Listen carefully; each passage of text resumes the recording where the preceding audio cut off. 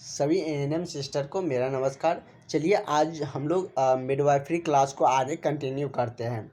तो जैसे हमने पिछले क्लास में इसके बारे में कुछ जो 20 क्वेश्चन के आसपास देखे भी थे।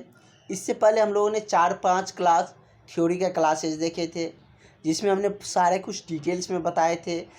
जैसे कि आपको निषेचन की प्रक्रिया, उसके बाद यदि हम बात करें तो प्लेसेंटा के बारे में, उसके बाद और भी बात करें तो किस तरीके से गर्भाशय में शिशु को ऑक्सीजन पहुंचता है, और भी बहुत सारे कुछ फीमेल ऑर्गन, मेल ऑर्गन की जो कौन कौन से पार्ट्स है जो फर्टिलाइजेशन में भाग लेते हैं, इनके बारे में भी हम लोगों ने जाने थे। उसके बाद नर का जननांग, पुरुष का जननांग, इनके बारे में भी डिटेल्स में हम लोग पढ़े थे। आज हम लोग इससे आगे का क्वेश्चन कंटिन्यू करेंगे, लेकिन उससे पहले एक प्रक्रिया के बारे में हम आपको बताएंगे, क्योंकि एक स्टूडेंट ने बताया कि सर हमें निषेचन की प्रक्रिया बता दीजिए। क्योंकि हम पहले भी बता चुके हैं, लेकिन हम आपको आज और डिटेल्स में बता देंगे कि किस तरीके से निषेचन की प्रक्रिया होती है। और जो कैंडिडेट, क्योंकि नया बैच शुरू हुआ है, जो कैंडिडेट अभी तक क्लास नहीं ज्वाइन किए हैं तो वो सारे कैंडिडेट क्लास ज्वाइन कर लीजिए, क्योंकि अब आपके पास बहुत ज़्यादा समय नहीं है तैयारी के लिए। नई बहाली में ज़्यादा समय मिलने नहीं जा रही है आपकी। और जो रेलवे में भी बहाली आए हैं, नई बहाली बिहार सरकार की जिसकी इंतज़ार कर रहे हैं, उसमें आपको ज़्यादा समय नहीं मिलेंगे। इसलिए इस नंबर पर 7050872996 7050872996 इस नंबर पर कॉल करके व्हाट्सअप करके ग्रुप में ऐड हो जाइए। वहाँ पर कोई भी एएनएम की बहाली आती है तो उसकी सारी जानकारियाँ बता देते हैं। जैसे एएनएम, जैसे कि अभी रेलवे में जो बहाली आया उसमें किस तरीके से किनको फॉर्म भरना है, कौन किस पोस्ट के लिए एलिजिबल है, वो सारे कुछ बता देते हैं। साथ ही आपकी पीटीएससी का भी जानकारियाँ मिल जाते हैं। तो ज़रूर आप लोग वो जो व्हाट्सएप का ग्रुप है वो ज्वाइन कर लीजिए। और अभी आपके क्लास के लिए बहुत ही बढ़िया ऑफ़र भी चल रहा है। बहुत ही मिनिमम प्राइस में आपको क्लासेज मिल रहे हैं। मात्र 199 रुपये में क्लास और पीडीएफ नोट सारा कुछ मिल रहा है, और जिसमें आपको मतलब कि डेली क्लास भी मिलेंगे। तो पहले जैसे कि ये क्वेश्चन है कि गर्भाशय में सर्विक्स का मुलायमपन को क्या कहते हैं। इस क्वेश्चन को हम लोग देखेंगे, लेकिन किसी का डाउट रह गया है। एक स्टूडेंट ने बताया है कि सर हमें निषेचन की प्रक्रिया समझ में नहीं आई। उसको हम डिटेल्स में आपको बता देते हैं कि क्या होता है। उनका मेनली कहना था कि निषेचन होता क्या है। थ्योरी क्लास में बता दिया है, फिर भी आप लोग पूछ रहे हैं कि मतलब कि इसके बारे में बताइए। तो निषेचन की प्रक्रिया में क्या होती है कि जो इसमें जो निषेचन की प्रक्रिया होती है उसमें पुरुष का जो शुक्राणु होता है वो महिला के शरीर में इंटर करता है। किस माध्यम से? तो वजीना के माध्यम से। जो पुरुष का शुक्राणु होता है, क्योंकि यहाँ पर दोनों का ऑर्गन्स है, यहाँ पर आप देख सकते हैं मेल का भी ऑर्गन है, फीमेल का भी ऑर्गन है। इसके बारे में हमने आपको डिटेल्स में बताए भी थे। तो जैसे कि पूजा कुमारी करके कोई किसी ने क्वेश्चन पूछा था, तो इसमें क्या होता है कि निषेचन प्रक्रिया में पुरुष का जो शुक्राणु होता है वो महिला के अंदर प्रवेश करती है। मतलब महिला के अंदर कैसे प्रवेश करती है? तो वजीना के माध्यम से प्रवेश करती है। और जाता कहाँ है? तो ये अंडवाहिनी में जाता है। ये जो ओवरी है, 2 ओवरी है, यहाँ पर आप देख सकते हैं कि 2 ओवरी है। तो ये अंडवाहिनी में वहाँ पर जाते हैं और वे अंडे को निषेचित करता है। उसके बाद उसका डेफिनेशन समझ लीजिए, इसी तरीके से होंगे। और नर तथा मादा युग्म के संयोग के इस प्रक्रिया को ही निषेचन कहते हैं। नर तथा मादा युग्म के जो संयोग होते हैं इस प्रक्रिया को ही क्या कहा जाता है? निषेचन कहा जाता है। इसमें क्या होता है? निषेचन प्रक्रिया में पुरुष के जो शुक्राणु होता है वो महिला शरीर के अंदर प्रवेश करती है। कैसे प्रवेश करती है ये हमने आपको बताया। अंडवाहिनी में जाती है और वहाँ पर अंडा को निषेचित करती है। उसके बाद नर तथा मादा के युग्म के जो संयोग की जो प्रक्रिया है उसको निषेचन कहते हैं। क्योंकि आप कंपटीशन एग्जाम देने जा रहे हैं, आपको परिभाषा टाइप पूछेंगे नहीं, होता क्या है ये हम आपको बता देते हैं। जैसे कि थ्योरी क्लास में भी बताए थे, उसके बाद बोल के भी आप हमारे बातों पर ध्यान दीजिएगा तो वहाँ पर सारे कुछ समझाते थे। फिर हम लोग चलते हैं अपने क्वेश्चन में। अब आप लोगों को आई थिंक डाउट नहीं होगा। जो आपका डाउट रहता है तो वो कहीं ना कहीं आगे किसी क्वेश्चन में उसको हम इंक्लूड करने वाले रहते हैं, इसलिए उसको वहाँ पर डिटेल्स में नहीं बताते हैं, क्योंकि वो क्वेश्चन आगे में आपको डिटेल्स में देखने को मिलने जा रही है। तो चलिए हम लोग क्वेश्चन का आगे कंटिन्यू करते हैं। कह रहा है कि गर्भ अवस्था में सर्विक्स के मुलायमपन को, जो सर्विक्स होते हैं गर्भ अवस्था में, सर्विक्स कहाँ होता है गर्भावस्था में, ये हमने आपको बताए हैं थ्योरी क्लास में। तो उसके मुलायमपन को क्या कहा जाता है, तो उसके मुलायमपन की जो प्रक्रिया है उसको क्या कहा जाता है, तो गुडाइल्स साइन कहा जाता है। किस नाम से जाना जाता है, तो गुडाइल्स साइन कहा जाता है। तो ये कोई परिभाषा नहीं, इसको और डिटेल्स में क्या ही बताएं। उसके बाद है कि गर्भ अवस्था में लौह की कुल आवश्यकता, मतलब लौह मतलब क्या, लौह मतलब ये नहीं कि जो आप लोगों के दिनचर्या में जो यूज़ करते हैं, जो क्या कहते हैं उसको स्टील कहते हैं, वो नहीं, मतलब कि लौह मतलब आयरन। कहते हैं शरीर में आयरन की कमी हो गया, तो मतलब आयरन को लौह भी कहा जाता है। Fe उसका जो केमिकल इंडिकेशन है। तो लौह है तो आप समझ जाइएगा कि मतलब कि शरीर में आयरन की कमी है, ठीक है।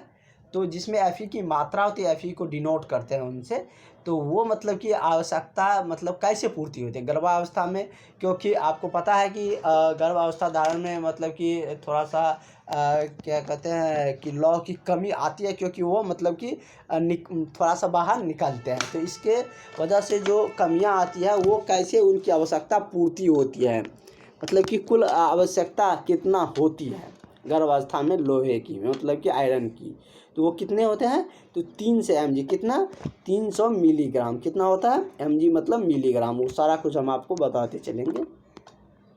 अगला है कि प्रसव के प्रथम द्वितीय अवस्था की संयोजित अवधि 2 घंटे से कम है, तो प्रसव क्या कहलाता है, मतलब पहला और दूसरा प्रसव की जो अवस्था है उसकी जो संयोजित अवधि है यदि 2 घंटा 2 आवर के अंतराल से कम में हुआ है तो वो प्रसव क्या कहलाता है। सब मतलब कि अंतराल के प्रसव का अलग अलग नाम होता है, मतलब कि 3 घंटा 1 घंटा या बार बार हो रहा है तो उसका मतलब कि क्या नाम दिया जाता है। तो लेकिन आपसे इस क्वेश्चन में पूछ रहे हैं कि प्रथम और द्वितीय अवस्था के जो संयोजित अवधि 2 घंटे से कम है, मतलब कि 2 घंटा से भी कम है संयोजित अवधि, तो उस प्रसव को क्या कहते हैं, तो उस प्रसव को प्रेसिटेट लेबर कहते हैं। किस नाम से जानते हैं, तो प्रेसिटेट लेबर के नाम से। प्रेसिटेट लेबर का है तो आप समझ जाइएगा कि वो प्रसव की वह अवस्था है जो 2 बार आ चुका है, 2 घंटा से कम समय में ही प्रसव की जो घटना है, जो प्रक्रिया है वो 2 बार हो चुका है, तो उसी को प्रेसिटेट लेबर कहते हैं। प्लेसेंटा के बारे में हमने आपको पूरी डिटेल्स में बताए थे, इसकी लंबाई क्या होता है, इसका क्या कार्य है, यह मतलब कि गर्भाशय में कहाँ रहता है, जैसे कि ये मतलब कि माँ से पोषण पहुँचाने का वर्क करता है, ऑक्सीजन गर्भावस्था में शिशु को देता है, कार्बन डाइऑक्साइड उत्कृष्ट पदार्थ को बाहर निकालता है, इसको ये जो नाभिक नाल से जुड़ा रहता है इस कारण इसको नाल भी कहा जाता है।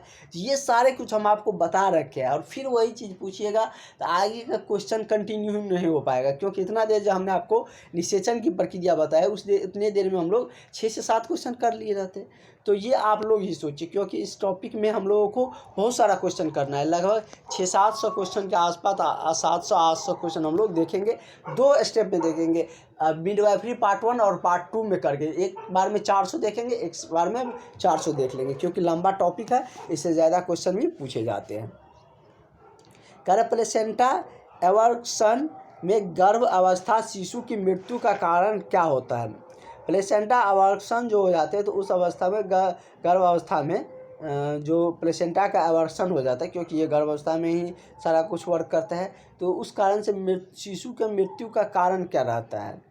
तो उसका जो मुख्य कारण है वो क्या होता है, हैमरेज होता है, हेमोरेज जिसको कहते हैं। प्लेसेंटा यदि एवर्सन हो जाए तो वो हैमरेज, शिशु का हैमरेज होने से मृत्यु दर का कारण बना रहता है, ठीक है। इसका करेक्ट आंसर आपका क्या हो जाएगा, ऑप्शन नंबर आपका सी करेक्ट हो जाएगा, ठीक है। नेक्स्ट क्वेश्चन कर रहा है कि आर एच निगेटिव का लीजिए, आर एच निगेटिव माँ को प्रसव के बाद ये ज़रूर देना चाहिए। जो आर एच निगेटिव यदि मतलब कि प्रसव के बाद माँ पाए जाते हैं तो उसको क्या देना चाहिए, एंटी-डी या साइनवैक्स या इंजेरिक्स भी या टैटवैक, तो क्या देना चाहिए। तो यदि आर एच निगेटिव से संक्रमित है तो उसको एंटी-डी देना चाहिए। क्या देना चाहिए, एंटी-डी देना चाहिए। तो इसका करेक्ट आंसर आपका ऑप्शन नंबर ए हो जाएगा। अभी थोड़ा कोई आपका क्लासेज कम देर का चलेगा, क्योंकि आप लोगों का अभी उतना देर पढ़ने का जो आपका एवरेज ड्यूरेशन है वो नहीं दिखा रहा है। यदि आप लोग जब तक पूरा नहीं पढ़िएगा, पूरा वीडियो लेक्चर नहीं देखिएगा, तो उतना देर बताने का क्या फ़ायदा। इसलिए जब आप लोग का जो वाचिंग टाइम इंक्रीज होंगे, तो हमारा लेक्चर का टाइम भी बढ़ेगा और ज़्यादा देर पढ़ाएंगे। कह रहा है कि क्रियात्मक एवं शरीरात्मक दुर्लभता के कारण क्रियात्मक मतलब फंक्शन के वो कम वर्क और शारीरिक दुर्बलता के कारण जो सर्विक्स का धारण करने की जो क्षमता नहीं होती है, मतलब कि सर्विक्स मतलब कि ये एक मतलब कि गर्भावस्था धारण करने की एक प्रोसेस है। तो सर्विक्स धारण करने की क्षमता नहीं है, इस अवस्था को क्या कहा जाता है? तो इस अवस्था को क्या कहते हैं? सर्वाइकल इनकैपेसिटेंस कहते हैं। क्या कहते हैं? सर्वाइकल इनकैपेसिटेंस, मतलब कि कैपेसिटी नहीं है, मतलब कि सर्वाइकल करने का कैपेसिटी नहीं है, इसीलिए इसको इनकैपिटेंस कहते हैं। मतलब कि सर्वाइकल इनकैपिटेंस नाम से ही क्लियर है कि सर्विक्स का यदि धारण नहीं कर पाता है तो सर्वाइकल इनकैपिटेंस हो जाएगा, मतलब उसके पास कैपेसिटी नहीं है सर्वाइकल धारण करने की। इसका करेक्ट आंसर क्या हो जाएगा? आपका ऑप्शन नंबर सी हो जाएगा। उसके नाम से भी हम लोग ऑप्शन के चयन कर लेंगे। नाभिक नाल हमने अभी आपको बताए थे कि मेरी बातों पर जो कहेंगे उसको ध्यान से सुनिएगा, तो बहुत सारा क्वेश्चन वैसे भी सॉल्व हो जाएंगे। नाभिक नाल किसको कहते हैं? तो मतलब कि नाभिक से जो जुड़ा रहता है और सिर्फ नाल लिखा रहेगा तो वो क्या होता है? प्लेसेंटा को नाल कहा जाता है। लेकिन कह रहा है कि नाभिक नाल डॉट डॉट होते हैं, मतलब कि नाभिक नाल में क्या होते हैं ये आपसे पूछे जा रहे हैं। तो इसमें 2 आर्टरीज होते हैं और 1 वेन होते हैं। क्या होता है? 2 आर्टरीज और 1 वेन होते हैं नाभिक नाल में, ठीक है। इसका करेक्ट आंसर आपका ऑप्शन नंबर ए हो जाएगा। हालांकि गर्भाशय के लंबवत अक्षय के साथ गर्भस्थ शिशु के लंबवत अक्षय का जो संबंध रहता है उसको क्या कहते हैं? तो उसे क्या कहा जाता है? तो उसे स्थिति ही कहा जाता है। क्या कहा जाता है? स्थिति। नेक्स्ट क्वेश्चन कह रहा है कि गर्भ अवस्था में गहरे रंग की एक रेखा होती है। जब गर्भ अवस्था धारण करते हैं तो उसमें एक गहरे रंग की रेखा बनती है जो कि नाभिक से प्यूबिस तक जाता है। नाभिक से प्यूबिस तक वो ले जाने का काम करता है या वहाँ उसको जोड़ता है। तो उसको क्या कहते हैं? तो नीलिया नाइग्रा कहते हैं। उस जो रेखा होती है उसको क्या कहा जाता है? नीलिया नाइग्रा कहते हैं। और गर्भाशय को जो जोड़ने का काम करता है नाभिक नाल से, तो वो मतलब प्लेसेंटा का काम रहता है। उसके बारे में हमने बहुत डिटेल में आपको बताए थे। जो नहीं देखा है क्लास ज्वाइन कर लीजिए, आपको वो सारे थ्योरी का क्लासेज मिल जाएंगे और आपको कहीं पर कोई दिक्कत नहीं रहेंगे। कह रहा है कि नितंब प्रस्तुति में ज़्यादा खतरनाक है। तो नितंब प्रस्तुति में ज़्यादा खतरनाक क्या होता है? तो नितंब प्रस्तुति में नाभिक नाल और प्रोलैप्स क्या होते हैं? ज़्यादा खतरनाक होते हैं। क्या खतरनाक होते हैं? ज़्यादा मतलब कि हानिकारक कर सकते हैं, या ये मतलब कि इनसे बचने चाहिए। तो क्या होते हैं वो? नाभिक नाल और प्रोलैप्स। इसका करेक्ट आंसर आपका ऑप्शन नंबर ए हो जाएगा। अगला कह रहा है कि स्त्रियों में गर्भ अवस्था के करीब कितने किलोग्राम शारीरिक वृद्धि हो जाता है? गर्भ अवस्था में मतलब जब स्त्रियाँ गर्भ अवस्था धारण करती है तो उसका वजन कितना बढ़ जाता है? तो ये मतलब कि स्त्री का जो वजन है वो कितना बढ़ जाता है, क्योंकि शिशु का वजन कितना धीरे धीरे बढ़कर हो जाता है, तो वो 3 केजी के आसपास अप्रॉक्सीमेट हो जाता है। तो मतलब उस अनुसार आप अनुमान लगा लीजिए कि मतलब उसका सारा कुछ बढ़ेंगे, गर्भाशय का आकार बढ़ेंगे और भी बहुत सारा फंक्शन है वो भी बढ़ेंगे। तो इन सारे कुछ को मिलाकर उनकी शरीर की जो वज़न है पहले की तुलना में 11 केजी बढ़ जाता है। कितना? 11 केजी तक बढ़ जाता है। तो इसका करेक्ट आंसर आपका ऑप्शन नंबर ए सही हो जाएगा, ठीक है। और बच्चे का एवरेज जो शिशु जन्म लेते हैं उसका एवरेज वजन कितना माना जाता है? तो 3 केजी माना जाता है, ठीक है। और जब स्त्रियाँ गर्भ धारण करती है तो उसका शरीर का वजन कितना बढ़ जाता है? तो 11 केजी बढ़ जाता है। हालांकि बार बार सिजेरियन सेक्शन करने से क्या खतरा होता है? तो बार बार सिजेरियन सेक्शन करने से जो खतरा बना रहता है वो क्या चीज़ का बना रहता है? तो वो आपका रक्त स्त्राव का मतलब कि रक्त बहाव की खतरा बना रहता है। तो इसका करेक्ट आंसर क्या हो जाएगा? आपका ऑप्शन नंबर ए सही हो जाएगा। ठीक है, नेक्स्ट क्वेश्चन हम लोग देखते हैं। अगला कह रहा है कि वार्टनस जैली डॉट डॉट में दिखाई देती है। वार्टनस जैली कहाँ पर दिखाई देती है? तो वार्टनस जैली नाभिक नाल में ही दिखाई देती है। कहाँ पर? तो नाभिक नाल में वार्टनस जैली दिखाई देती है। ठीक है, अगला क्वेश्चन कर रहा है कि गर्भावस्था के कौन से समय पर गर्भाशय का फंडस सिम्फिसिस फ्यूविस तक पहुंच जाता है? गर्भावस्था में ऐसा कौन सा समय आता है कि उस समय गर्भाशय फंडस सिम्फिसिस तक पहुंच जाता है? तो किस सप्ताह में? 20वां, 12वां, 16वां या 24वां सप्ताह? तो किस सप्ताह में पहुंचता है? तो ये 12वां सप्ताह में फंडस सिम्फिसिस तक जो गर्भाशय है वो पहुंच जाता है। किस सप्ताह में? तो 12वां सप्ताह में। अगला है कि लोकिया रूब्रा का रंग कैसा होता है? तो नाम है ये, तो लोकिया रूब्रा का रंग कैसा होता है? तो ये आपका लाल रंग का होता है। कैसा होता है उसका कलर? तो रेड कलर का होता है, लाल रंग का लोकिया। नाम से भी क्लियर है कि लोकिया है तो लॉ से शुरू है तो लाल होगा। तो लोकिया लूबरा लाल रंग का होता है। इसमें बहुत ज़्यादा आप याद नहीं मत करिएगा, ये सब ट्रिक ध्यान में रखिएगा, आपको बहुत ज़्यादा दिक्कत नहीं आएंगे। लोकिया लॉ से शुरू है तो लाल कलर है उसका। अगला है, ऐसे बहुत सारे ट्रिक के साथ पढ़ते चलेंगे हम लोग जहाँ पर जरूरत होंगे। गर्भ अवस्था शिशु के धारण की धड़कन की सामान्य दर है। जो गर्भस्थ शिशु होती है उसकी धड़कन की सामान्य दर क्या होती है?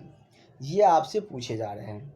तो वो क्या होता है? 120 से 140 पर मिनट होते हैं। कितना होता है? 1 मिनट पर मिनट, मतलब 1 मिनट में काउंट किया जाता है। 120 से 140 बार गर्भस्थ शिशु के हृदय दर का धड़कना। और हृदय का जो दर है, जब एक बार नाभिक नाल मतलब कि हो जाती है, उसके बाद जब उससे लिंग का निर्धारित हो जाता है, हृदय बन जाते हैं, उस समय से जो धड़कना शुरू होता है, जब तक इंसान मृत्यु होती है तब तक उसका हृदय धड़कता ही रहता है, बिना किसी इलेक्ट्रिसिटी या कोई मतलब कि फ्यूल के बिना। आप लोग जैसे कि बाहरी गाड़ी चलाते हैं तो ज़्यादा चलाने पर वो गर्म हो जाते हैं और उससे मतलब ख़राब होने की खतरा भी रहती है। लेकिन आपके हृदय जो है वो बिना मतलब कि गर्म हुए, या कह सकते हैं बिना आपको कोई ऐसा ईंधन या कोई इलेक्ट्रिसिटी तो देते नहीं है, उसके बिना वो 24 घंटा आप सो भी जाते हैं फिर भी वो फंक्शन करते रहते हैं, अपना वर्क करते रहते हैं। हृदय का क्या कार्य है इसके बारे में हम आपको बताएंगे। जैसे क्या है, वो शुद्धिकरण का काम करता है रक्त को। एक अगला क्वेश्चन कर रहा है कि एक गर्भवती स्त्री के पेट के बीच में गहरी रंजित लंबवत रेखा क्या कहलाता है? तो ये हम लोग अभी देखे थे, लूनिया नाइग्रा। लूनिया नाइग्रा एक जो रंजित गहरी लंबवत बन जाती है स्त्री के पेट में, तो उसको लूनिया नाइग्रा कहा जाता है।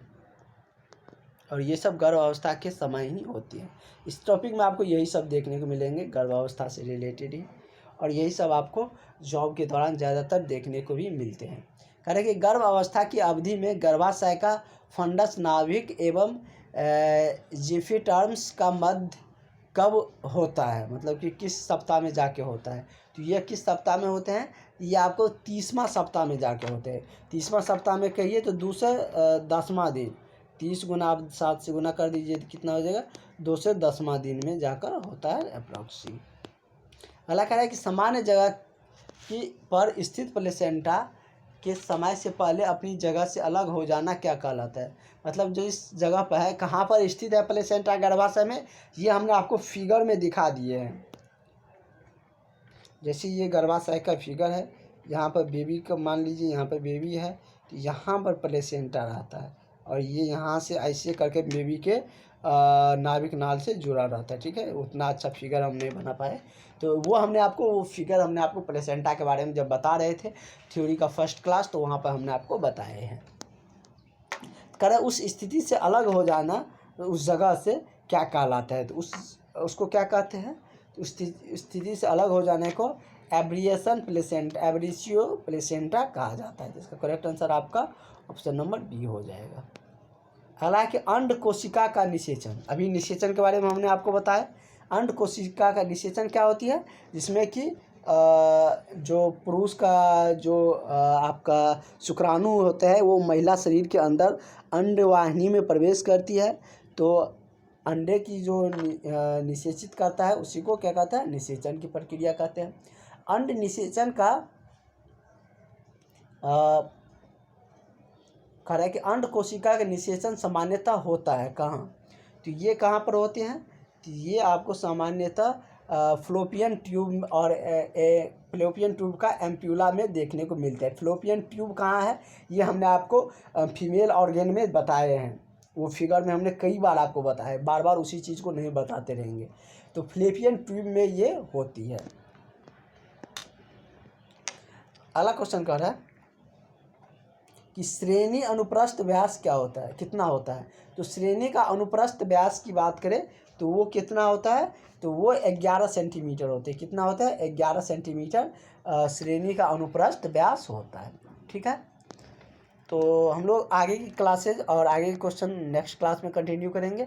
आज 10 क्लास और होते, लेकिन आप सबके कहने पर वो थ्योरी की क्लास में फिर से वापस जाना पड़ा, सारा कुछ बताना पड़ा, और सही भी है, जिन भी कैंडिडेट को और भी डाउट थे उनका भी क्लियर हो गया। तो हम लोग मिलते हैं नेक्स्ट क्लास में। Thank you.